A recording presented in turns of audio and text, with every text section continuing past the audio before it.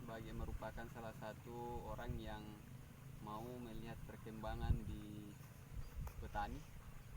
Kemudian tujuan juga ingin memberikan contoh kepada petani bahwa ketika bertani itu bukan hanya sekedar main modal, tapi bagaimana caranya sehingga kita sebagai petani itu mengeluarkan biaya produksi sedikit atau rendah, kemudian bisa menghasilkan hasil produksi yang banyak. Nah, itu kan tujuan utama kita. Nah, saya selaku pengusaha pestisida sebagai penyalur racun pupuk untuk petani, pupuknya non subsidi ya, kita punya, dan sarana pertanian lainnya kita ada. Nah, saya berinisiatif untuk ingin memberikan contoh kepada petani bahwa ketika bertani itu bukan hanya orang yang punya banyak duit yang bisa menghasilkan tanaman yang bagus. Saya punya 2 tingkatan tanaman. Yang sebelah kanan saya itu umur padi yang sudah tua, sudah mulai berisi, menguning, dan sebelah kiri saya yang masih kecil, kisaran umur 1 bulan. Nah, di sini bisa kita lihat teman-teman sekalian, ini kira-kira bedanya dengan yang dikelola oleh petani biasa. Mulai pertama saya mau perlihatkan kalau soal daun, dari daun ya. Kalau umur begini biasanya sudah harusnya ini daun sudah mulai memerah atau kuning-kuning. Itu biasanya kalau petani yang biasa kerjakan seperti ini, daun sudah mulai kuning ketika buah sudah mulai berisi seperti ini. Bisa di pendekat kameranya.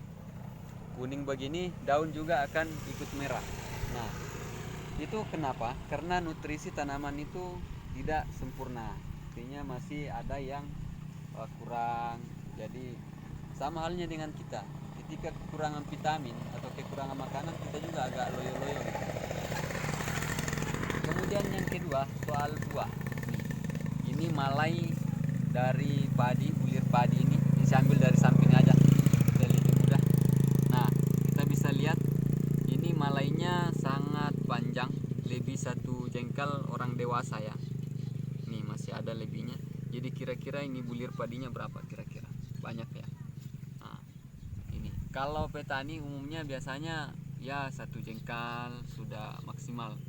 Dan ini kita lihat pengisian sampai di pangkal pun akan sempurna. Ini keras ya. Ini yang paling bawah. Ini biasanya kalau petani biasa itu di sini sudah tidak berisi, yang pangkalnya ini. Nah, ini pangkal masih berisi ya, ada isinya keras sampai ujung ya. Itu yang sebenarnya petani kadang tidak paham untuk soal padinya karena tidak berisi sempurna. Kenapa seperti itu? Karena daun terlalu cepat tua. Kalau ini kita upayakan sampai panen, daun bendera tetap tegak, hijau, dan buah sudah mulai kuning, merah.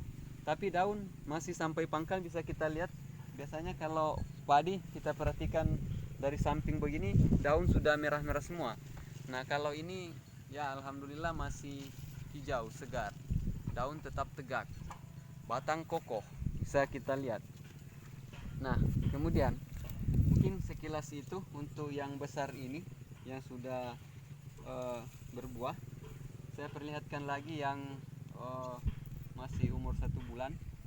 Ini kita bisa lihat dari sini itu apa bedanya dengan yang dikerjakan petani.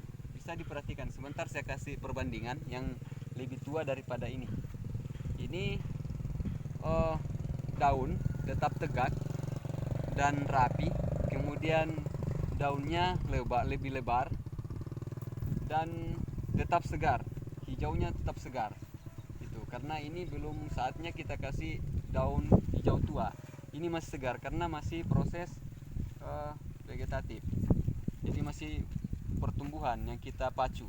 Ini kita belum kasih nutrisi untuk pengisian buah atau fase generatifnya. Ini bisa diperhatikan, bisa di lihat baik-baik dari samping sudah kelihatan rapi, sangat rapi, dengan daun tetap tegak lurus ke atas dan daunnya lebar. Nah, itu yang kita hasilkan. Kemudian anakan sangat banyak, bisa kita lihat padat sekali, bukan kentara ya, beda ya dengan padat, dengan yang padat karena anakannya banyak, dengan padat karena memang tidak rapi ya. Sudah bisa diperhatikan dari sini juga bisa dilihat daun. Untuk hama dan penyakit juga kita masih aman, kita sudah antisipasi. Kalau waktu aplikasi penyemprotannya kita pakai waktu paling 1 kali 2 minggu untuk antisipasi, apalagi ini musim hujan, musim penghujan, jadi serangan hama akan cepat masuk. Dan apalagi penyakitnya kalau sering lembab karena musim hujan juga gampang, karena air hujan mengandung unsur hara nitrogen yang selalu mempercepat pembukaan jaringan pada tanaman. Itu akan menghasilkan cepat terjadi serangan blast. Nah, ini bisa kita perhatikan satu helai daun pun mungkin jelas di kamera. Alhamdulillah tidak ada yang terkena blast ataupun kresek. Itu akan kita antisipasi. Sebentar saya akan perlihatkan contoh produk yang digunakan untuk mengendalikan hamanya itu ya. Nah, saya akan kasih perbandingan literatur, perbandingan dengan percontohan saya yang saya buat ini dengan yang dikerjakan oleh petani biasa dari sebelah selatannya dulu. Coba ikuti saya.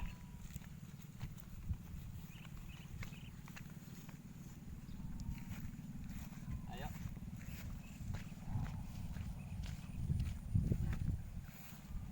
Dari sini umumnya petani padi itu umumnya seperti ini tanamannya. Kira-kira dari segi gambar tadi kamera jelas ya, bisa dibedakan apanya kira-kira beda. Sementara ini sudah lebih tua, umur 45 hari setelah tanam, berarti dia tua 2 minggu 5 hari. Ini dari yang saya buat percontohan itu. Dari segi daun, ibaratnya manusia, maaf, ini kalau manusia dia punya daun keriting, gitu. Jadi daunnya keriting, beda yang tadi daun dia punya rambut lurus.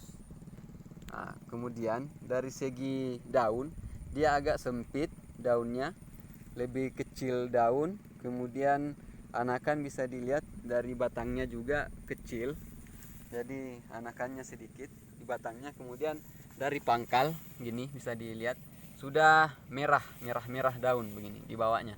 Umumnya petani gitu, kalau kita buka begini akan kelihatan merah, artinya ini kurang nutrisi, dia tidak sempurna nutrisinya. Nah, bisa diperhatikan ke dalam lagi. Nah, itu umumnya begitu petani. Sebentar saya kasih lihatkan yang saya bikin percontohan. Untuk merah begini tidak seperti ini nih, merah.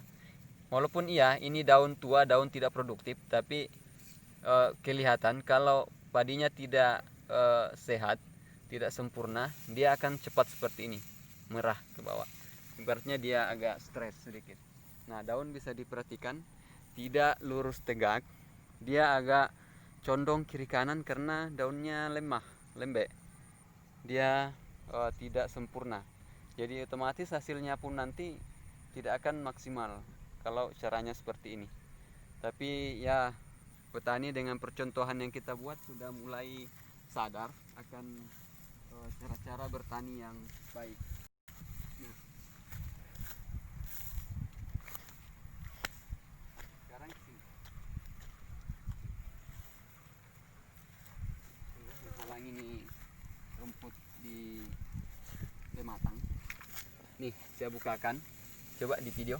Bedanya yang tadi, kalau kita buka begini dari bawah itu masih hijau semua daun. Daun tua yang dari bawah pun tetap hijau, tidak ada yang merah. Nah, masih tetap normal hijau semua karena memang nutrisinya yang kita penuhi. Nah, dari sebelah sini pun sama, tetap ya kelihatannya. Coba kameranya bisa di zoom ke sini. Nah, itu tetap hijau semua. Beda ya, sudah jelas bedanya. Nah, kemudian daunnya coba dari samping saja kita perhatikan, tidak condong kiri kanan. Nah, kita bandingkan lagi yang sebelah sebelah baratnya, sebelah timur ya, sebelah timur. Ini.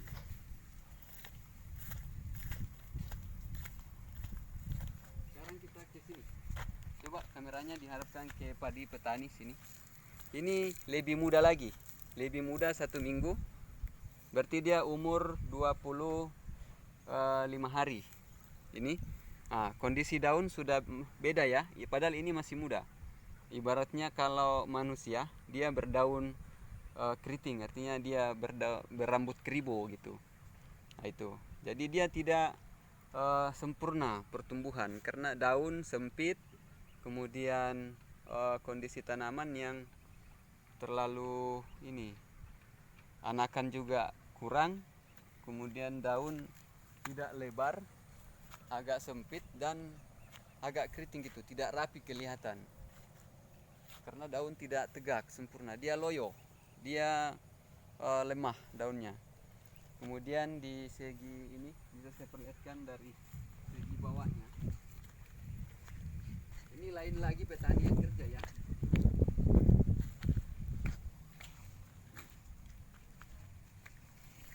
Bisa diperlihatkan batangnya. Dia lebih kecil batang. Nah, ini masih muda sekali. Kalau 1 minggu berikutnya ini pasti sudah merah-merah ini. Daun tua yang sudah tidak produktif ini. Nah, ini kelihatannya sangat lemah, lembek sekali. Dia loyo, ini kelihatan dipegang. Kemudian daunnya sempit. Nah, kita perhatikan. Kemudian serangan juga hama, mungkin kelihatannya agak putih-putih daun, banyak pelipat daun. Ada juga ulat penggerek batang menyerang. Jadi itu sudah bisa dibedakan sebelah selatan, sebelah timur. Kalau sebelah baratnya kan percontohan yang padi sudah tua. Nah, ini kita bisa bedakan lagi. Langsung beda ya, kelihatan di kamera. Beda kan? Nah, ini sangat beda nyatanya. Seperti apa kondisi tanamannya. Padahal ini tidak banyak biaya. Ini baru 2 kali aplikasi penyemprotan, padahal umur sudah 1 bulan. 1 bulan 5 hari ya. Itu sudah baru 2 kali disemprot untuk mengantisipasi serangan. Nah, saya kasih bocoran sedikit itu insektisidanya.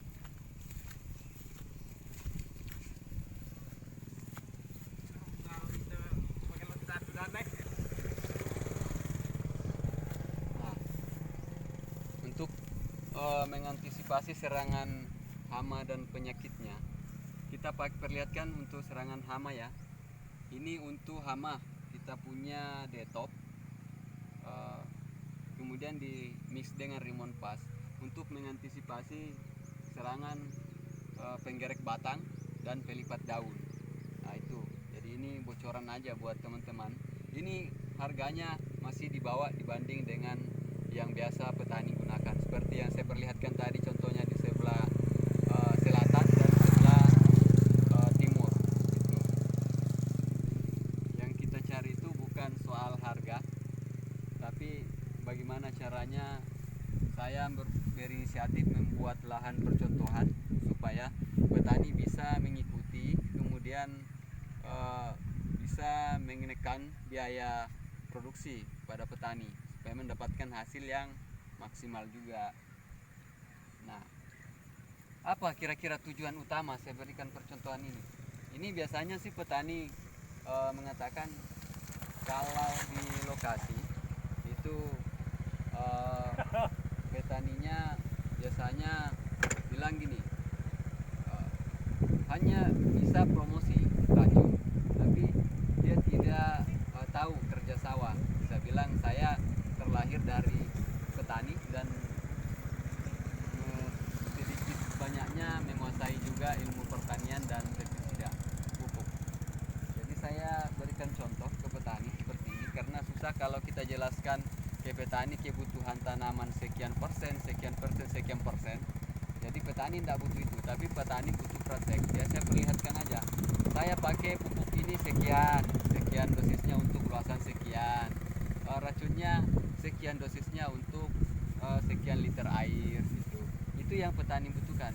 Mereka tidak terlalu paham kalau kita jelaskan. Untuk penggerek dia butuh seperti ini. Dia cukup tahu, oh bahan aktifnya ini, oh dosisnya kalau merek ini gini. Nah itu lebih simpel ya. Jadi mungkin sekian dari saya soal tujuan dan kegunaan. Kemudian hasil yang akan kita capai, ada literasi perbedaan yang ada di sebelah selatan petani biasa kerja, kemudian ada di sebelah timur itu juga punyanya petani, dan di sebelah barat ada padi yang sudah besar, itu lahan percontohan saya juga, dengan ramuan mulai dari racun, pupuk, dan cara aplikasi tetap sama dengan yang masih kecil ini. Artinya yang besar percontohannya seperti apa, dan yang kecilnya gimana ya. Jadi mungkin seperti itu sekilas. Sekian dan terima kasih. Wassalamualaikum warahmatullahi wabarakatuh.